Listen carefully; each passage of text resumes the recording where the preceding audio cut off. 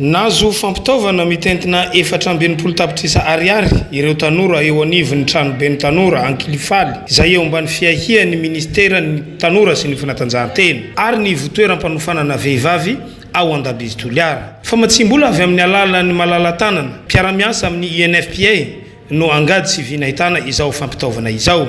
Ny fampienana ny tahan'ny tanora tsy anasa ka afaka manomana ny hoaviny no tandrony INFPA amin'ny taona 3 Dernière visite, y compris avec Madame la Première Dame de Madagascar en sa qualité d'ambassadeur de l'UNFPA contre les violences basées sur le genre. Nous avons vu qu'il y avait des besoins immenses au niveau de ce centre, de cette maison des jeunes. Donc là également, nous avons remis des ouvrages pour les jeunes, pour qu'ils puissent se préparer pour développer des compétences. D'ici 2030, nous devons atteindre 0 décès maternel à Madagascar dans un contexte de 10 décès maternels chaque jour.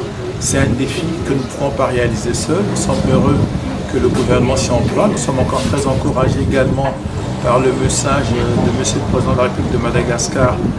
Il a pris des engagements encore plus clairs et les efforts déjà antérieurs, par exemple la détaxation des produits contraceptifs sont très importants. Matratra enamropolo isambolana ireo vehivavy tonga miteraka eo anivon'ny CSB2 Mangily ka mba ho fanampiana azy ireo no antony nanolorana panneau solaire ho an'ity toby-pahasalamana ity.